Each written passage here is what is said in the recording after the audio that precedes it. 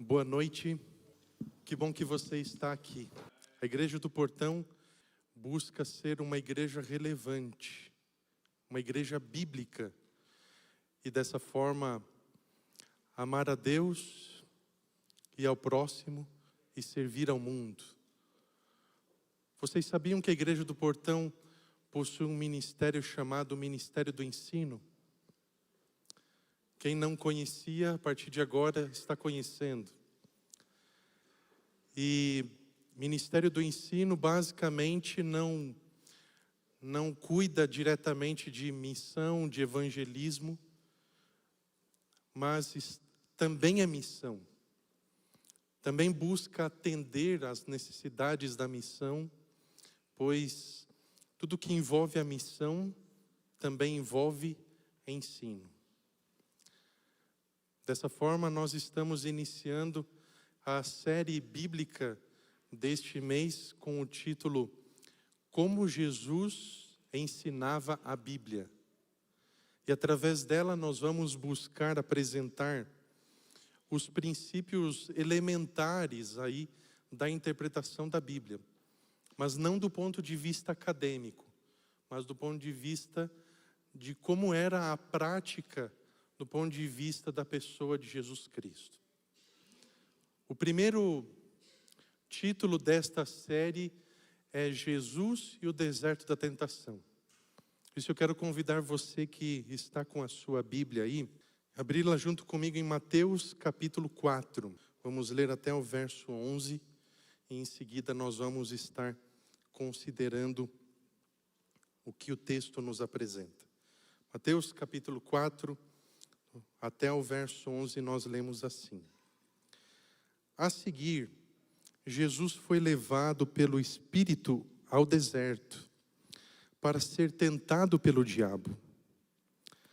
E depois de jejuar 40 dias e 40 noites, teve fome.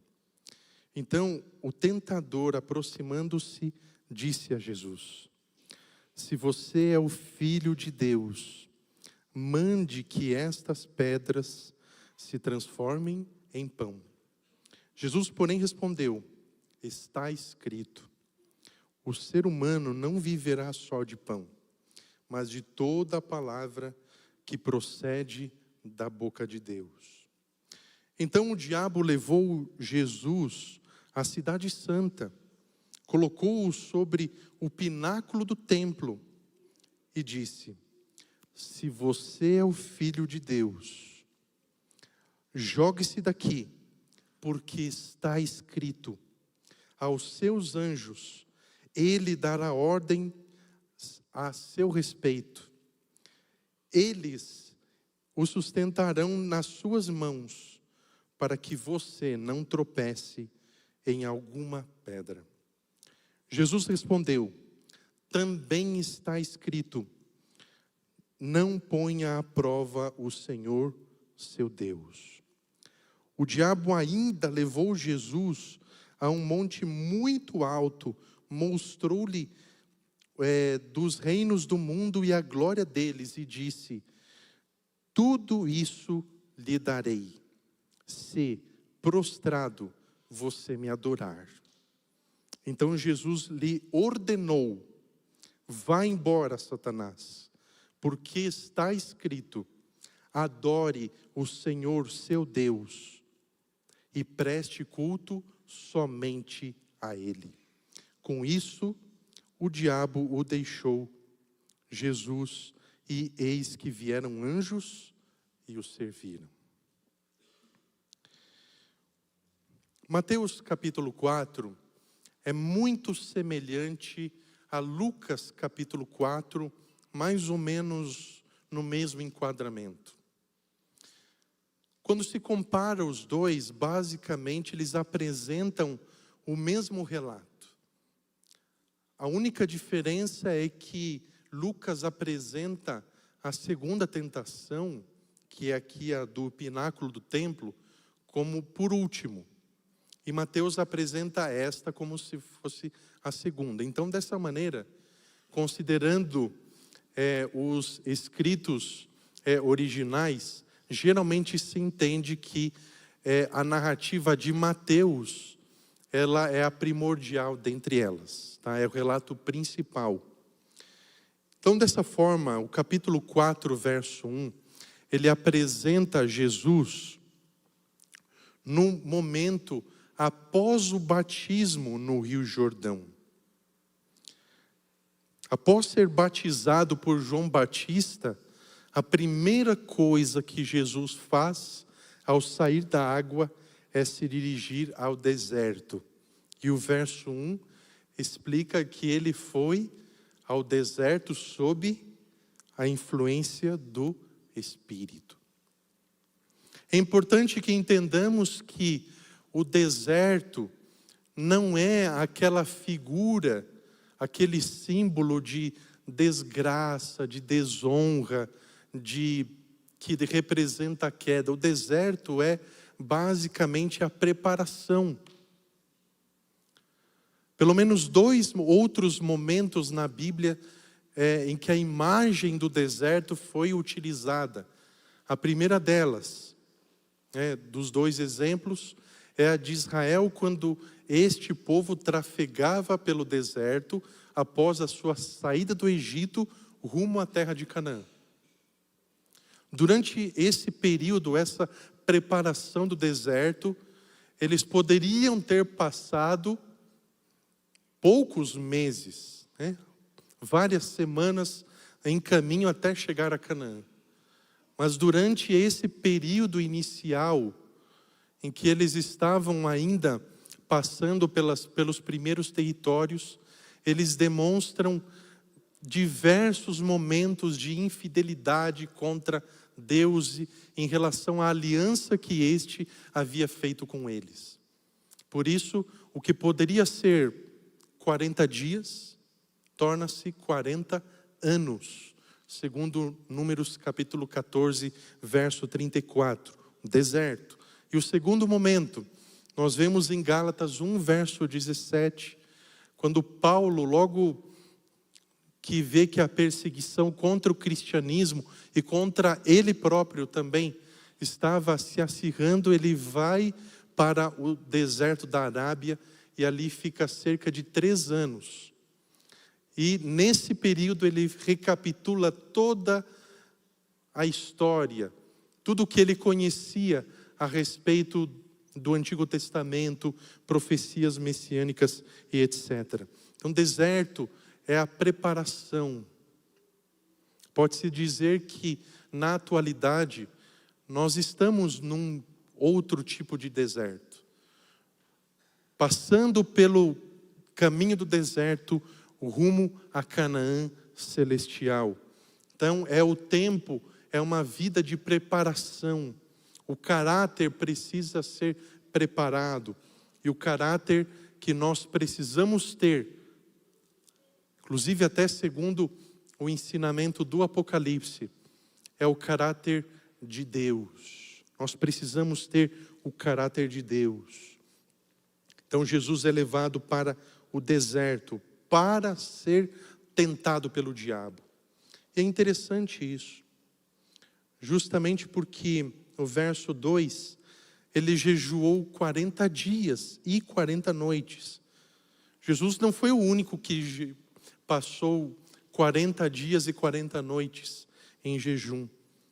Se você procurar lá em Êxodo capítulo 23, verso 40, enquanto Moisés estava no Monte Sinai, escrevendo as tábuas da lei, ele também passa 40 dias sem comer e sem beber. Então, aparece no verso 3 o tentador. E é interessante que o tentador, ou seja, Satanás, ele não aparece no primeiro dia, ele não aparece no segundo dia.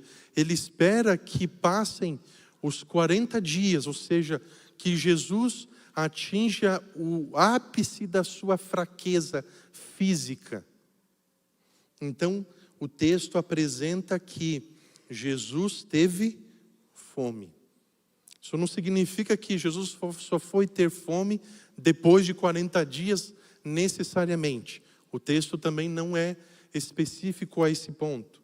Mas é óbvio que depois de 40 dias, imagina a fome. Imagina aquela fome que você tem depois de um dia estressante. Então é mais ou menos isso, só que muitas vezes maior. Então Jesus poderia já estar fraco, poderia estar com a sua musculatura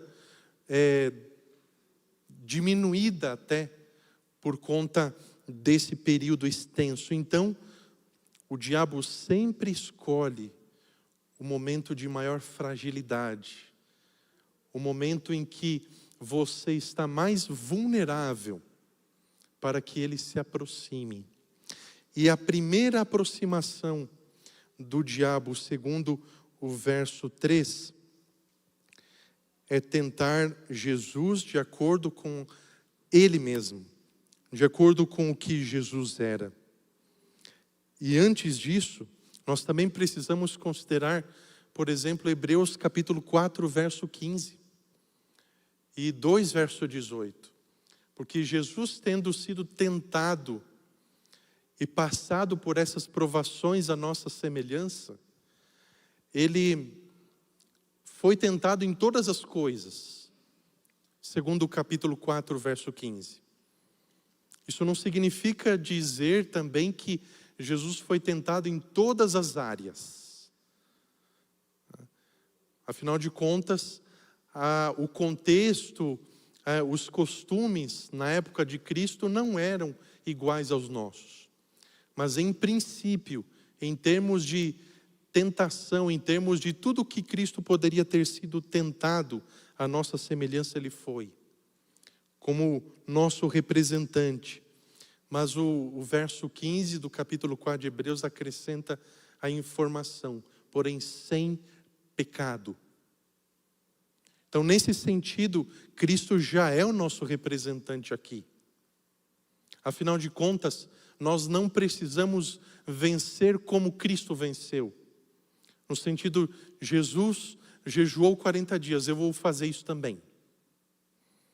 Já teve alguns indivíduos que fizeram algo semelhante e tiveram grandes prejuízos.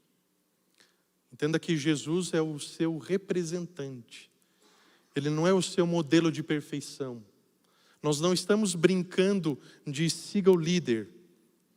Dessa forma, nós vencemos porque Cristo venceu. Por essa razão, o jejum de Jesus justamente deixa claro que esse era um momento em que a sua resistência e, além disso, a sua missão estava sendo colocada à prova. Por isso, a primeira tentação, ela tem a ver com independência. Veja ali. Ordene que essas pedras se transformem em pães.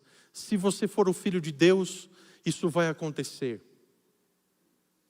Perceba que o diabo, nessa sequência de tentações, ele utiliza essa primeira partícula, se. E geralmente essa partícula, ela tem esse sentido de insinuar a dúvida. Se você for o Filho de Deus. Muito cinismo, afinal de contas, ele sabe melhor do que qualquer outro que ele era o Filho de Deus. Mas perceba que a tentação, o engano de Satanás justamente segue esse tipo de princípio. Incutir a dúvida, inserir a dúvida. E como Jesus estava numa condição de fragilidade física, possivelmente até emocional, então essa partícula C, do ponto de vista de Satanás, era muito relevante. Então ele afirma, se você for o Filho de Deus, afinal de contas, como que ele não poderia saber que ele é de fato o Filho de Deus? Então o objetivo da tentação é esse, incutir a dúvida, insinuá-la. Então, dessa forma, Jesus responde. E essa é uma expressão que acompanha todas as respostas de Jesus. Está escrito. Então, lembre-se dessa expressão. E Jesus começa a citar aqui Deuteronômio 8, verso 3. Essa afirmativa, lembre-se, não veio da imaginação, do pensamento de Jesus naquele momento. Não pense em responder à tentação de Satanás com uma ideia que vem à sua cabeça de uma forma imprevisível, de uma forma que surja uma ideia, nossa, esse argumento é bom, eu vou apresentar ele. Não é apropriado. A única forma de responder à tentação é com a palavra de Deus. Então está escrito, o ser humano não viverá só de pão. Então dessa forma Jesus, ele está querendo dizer que nós precisamos, o ser humano precisa depender de Deus, aprender a depender dele. Então, nesse sentido, o diabo estava forçando Jesus a provar seu poder, a provar sua autoridade. Mas a partir do momento que ele faz isso, ele torna a missão de salvar a humanidade pecadora irrelevante. Afinal de contas, ele está usando o seu próprio poder e não o poder do Pai para realizar este milagre, este sinal. Afinal de contas, transformar pedra em pão é um sinal, um milagre. Então, o ser humano não é capaz de realizar isso. E se Jesus fizesse isso, ele deixa de ser o representante da humanidade nesse sentido. Então, assim, isso era um teste de divindade da parte de Jesus. Dessa forma, quando Jesus responde que o ser humano também precisa viver da palavra que sai da boca de Deus, principalmente, ele está querendo dizer que a vida não é só material, o espiritual também é importante, ou até principalmente mais importante do que qualquer outra coisa. Então, tentar Jesus do ponto de vista da independência não deu certo. Então ele carrega Jesus do deserto até o pináculo do templo.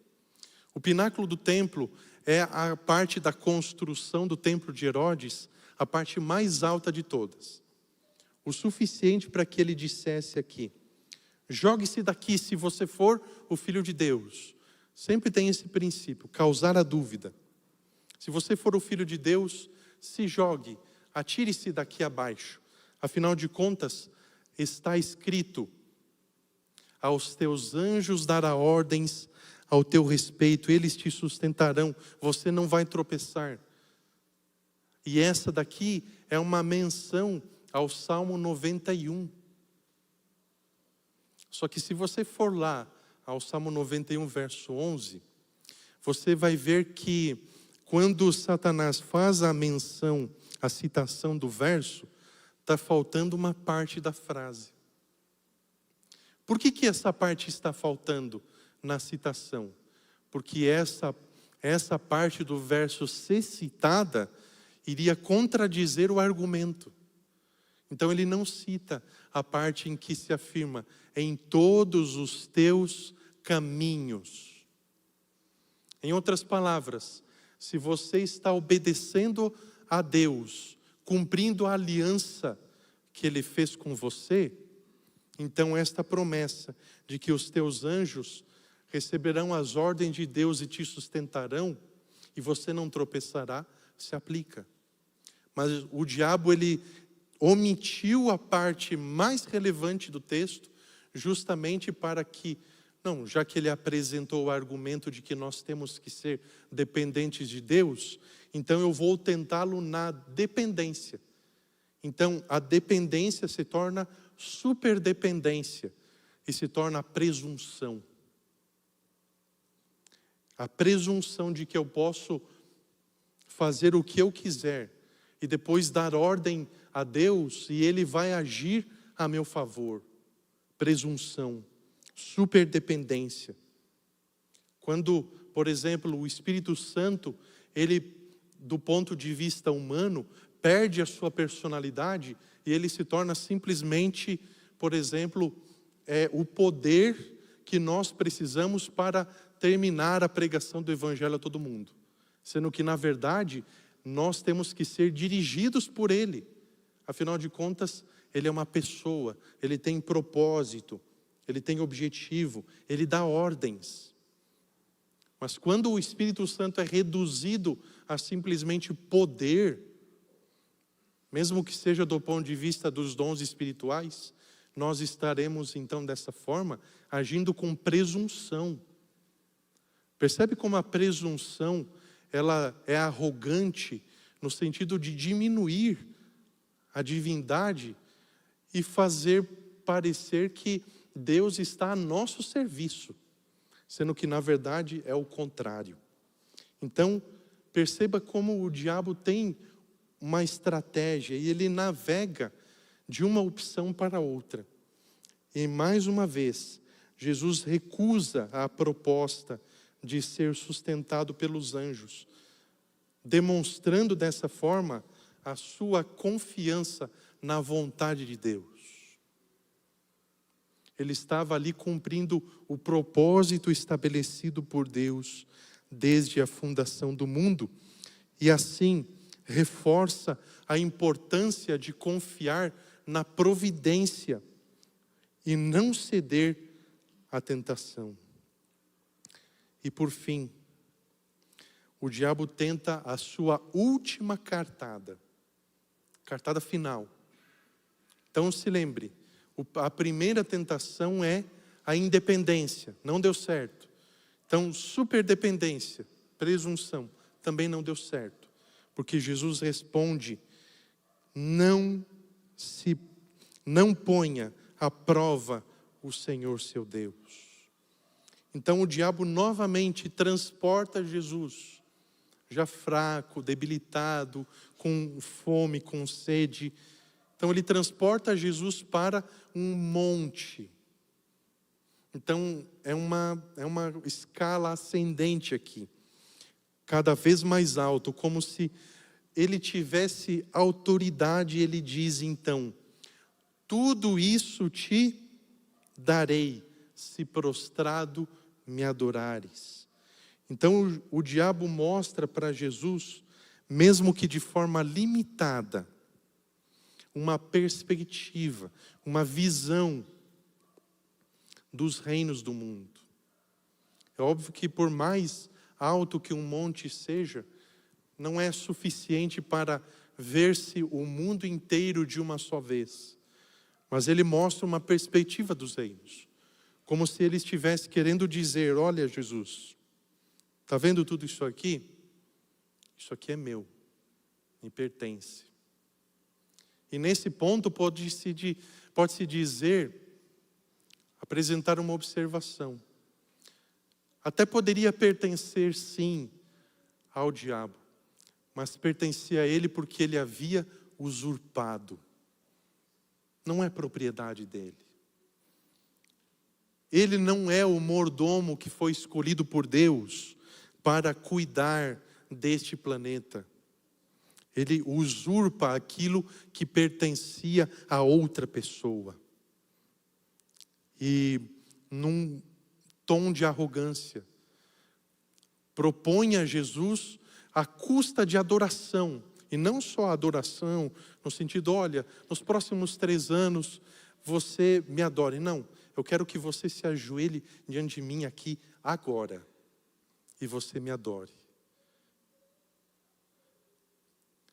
E ele, num tom assim um tanto cínico, como se estivesse se esquecendo de que não só os reinos do mundo, mas todo o mundo, na verdade, pertencem a Cristo. Você já imaginou isso? Você querer fazer uma proposta como essa justamente ao dono de todas as coisas? Então, Satanás quis inverter os papéis, como se ele estivesse em uma posição superior, por conta da condição de Jesus. Então, Jesus responde: vá embora. Vá embora. E essa expressão é uma ordem. Por que vai embora? Por que não vai embora já na primeira tentação? A partir do momento que o diabo já insinua a dúvida aqui através da partícula C, por que Jesus já não ordenou de uma vez: vá embora, não quero ser tentado por você? Mas é importante perceber isso aqui. Vá embora, Satanás, verso 10. Porque está escrito: ao Senhor, somente o Senhor deve ser adorado. Preste culto a Ele. Você percebeu que Jesus destruiu todos os argumentos de Satanás? Como que ele fez isso? Através da própria Escritura. Você pode até pensar: não, mas Jesus fez isso porque Ele é Deus. Ele conhece tudo aquilo que está escrito porque Ele é Deus. Me permita dizer para você que não foi por isso. Jesus respondeu à tentação com a Escritura porque Ele mesmo a estudou. Ele a estudou como homem. Porque Ele em casa foi ensinado a estudar a palavra de Deus por sua mãe. Acredito que é de conhecimento de todos vocês que Jesus não era uma pessoa formada nas escolas de sua época, as chamadas escolas rabínicas. Ele não era formado, mas ele conhecia a palavra de Deus. E nesse sentido não precisamos engessar esse conhecimento a ponto de que não, para ele demonstrar que conhece mesmo, que ele recite a Bíblia inteira de cor. Não dessa forma. Mas ele conhecia no sentido de ter familiaridade, porque ele a estudava. Veja como é importante o ensinamento, o ensino da Bíblia. Não somente aqui entre nós. Não somente nas escolas, mas principalmente aonde? Em casa. Em casa que realmente o indivíduo é educado, que o indivíduo aprende e que deve ser estimulado a ler a palavra de Deus.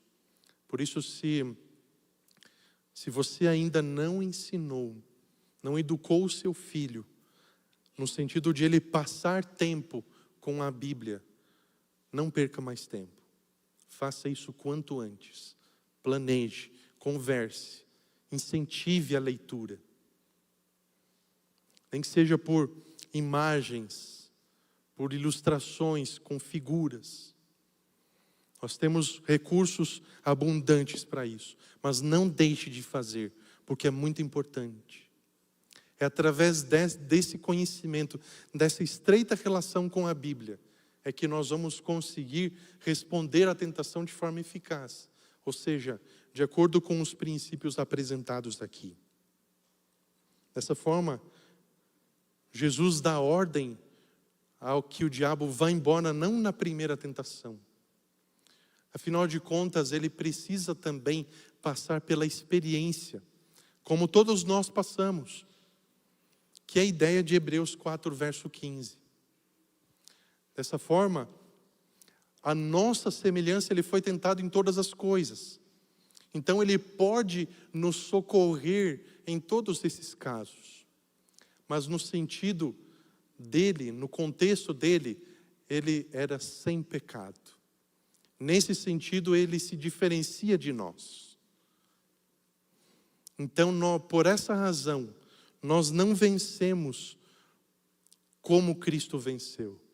nós vencemos porque Cristo venceu. Dessa forma, a tentação deve ser respondida pela palavra de Deus, sempre. A ideia, a filosofia, qualquer outra coisa semelhante pode ser fenomenal, mas não vai ser eficaz, assim como aconteceu com Eva no jardim. Em Gênesis 3, Eva tenta responder à tentação com a ideia que ela tinha em mente. Olha, Deus ordenou que... E dessa forma ela não usa a palavra de Deus, mas ela utiliza o seu próprio entendimento da palavra de Deus. E dessa forma o diabo conseguiu distorcer de tal maneira a ponto de convencer não somente ela, mas também o marido.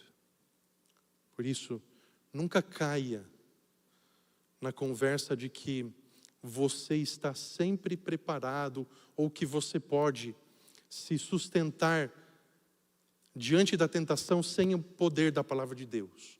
Nunca chegue a essa conclusão, pela graça de Deus. Dessa maneira, o diabo, ele faz ofertas semelhantes a essas daqui, para que dessa forma, a lealdade que nós temos para com Deus seja direcionada para Ele. Sabe por que o diabo tenta você ao erro? Não é só porque ele deseja a desgraça da humanidade, ele deseja ser adorado como Deus é adorado. E por causa desse desejo de ser adorado, então ele não se apresenta com a sua verdadeira identidade. Ele se apresenta às vezes, ou na maior parte das vezes, como se fosse Deus. Apresenta uma imitação de Deus. Mas Jesus deixa claro que o único ser que pode ser adorado é Deus. E a nossa fidelidade e devoção devem permanecer firmes a Ele nesse sentido. Jesus rejeitou a oferta do diabo, resistiu às tentações dele com base na palavra de Deus. E assim permaneceu firme em sua decisão, a despeito das ofertas tentadoras do diabo. E isso deixou claro que ele tinha profunda devoção, que ele estava em comunhão com o Pai. E dessa forma, demonstrando um exemplo de que nós precisamos ter em relação a Deus profunda fé e devoção.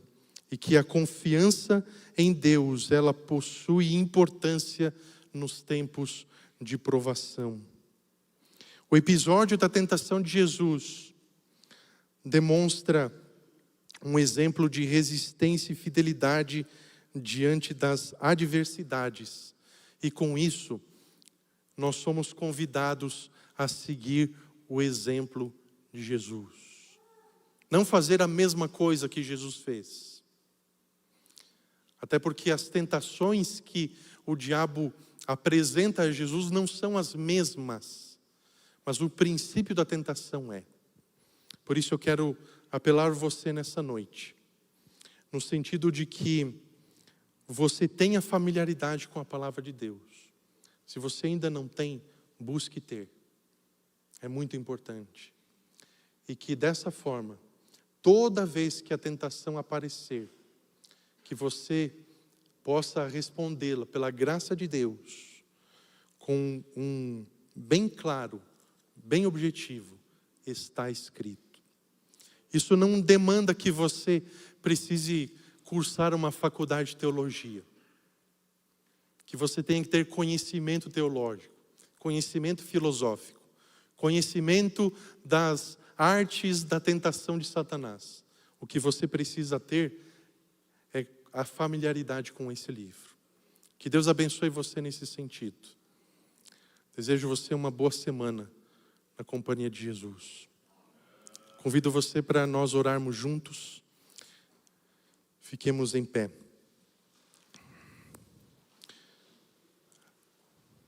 Agradecemos a Ti, Senhor, porque, embora Jesus não precisasse, por obrigação, passar pelas mesmas experiências que nós, estava planejado que isso acontecesse a fim de que fôssemos ensinados, educados, para que nós tivéssemos também um representante divino humano. Obrigado, Senhor, porque dessa forma podemos aprender com Jesus.